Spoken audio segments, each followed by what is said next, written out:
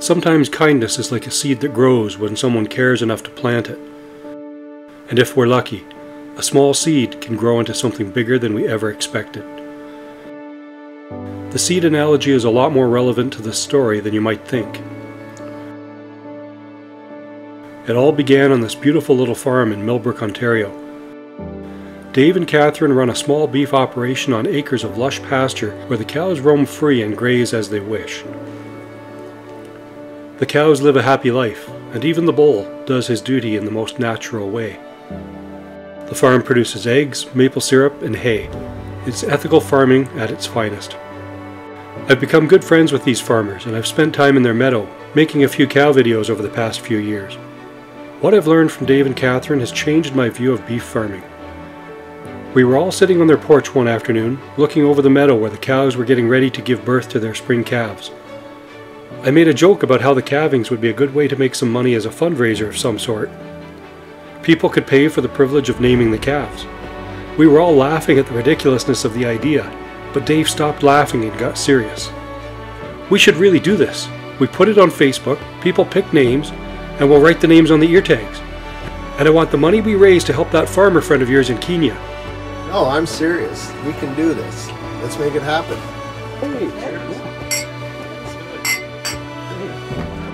My wife and I had become Facebook friends with a young farmer named Naomy who lives in Kenya, Africa. She struggles to support her family in a world where conditions are harsh. One of her biggest challenges is the school fees each year for her adopted son, Emmanuel. Emmanuel was left on his own as a 2-year-old, and Naomy welcomed him into her own family. I was impressed that Naomy would show such kindness at a time when she was struggling to take care of herself and her grandparents.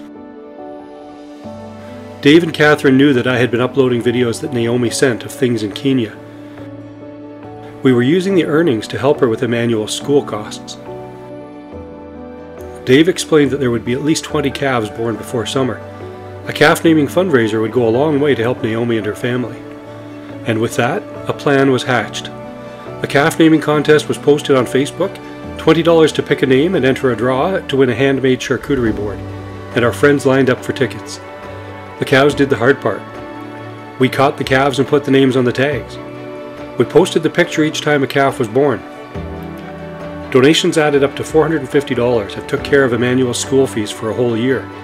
There was even enough to buy him a new pair of shoes for the 3-kilometer walk each way. It was all due to a beautiful gesture of support and respect from a farmer in Canada for a farm family across the world. The idea had been just like planting a seed that would grow and eventually become something even bigger than Emmanuel's education costs for that year. Later that same summer, another farmer near me did something kind for our friends who were visiting from the Galapagos Islands. And as he did so, another seed was planted. Our friends Solon and Evelyn do some farming at their home on Santa Cruz Island. They were visiting us in Millbrook, and we were out showing them some sights. As we drove home past the Brackenridge farm near Bailyborough, our friends wanted to stop and take pictures of the massive combines that Steve and his son Chris were using to harvest soybeans. We had never met Steve or Chris until that day, but Steve got out of his machine and he suggested that we let Solon and Evelyn's daughters climb into the combine with Chris for a ride around the soy field. The girls were thrilled to have such an experience, and we were all grateful for their kindness. Soon after, I flew my drone over the Brackenridge farm and took some pictures and video as a way to thank them. Steve liked the view of the farm from above, and he invited me to come and film the farm operation over the 4 seasons. He had an idea that the footage could be used in some way and asked what I would charge to film it all.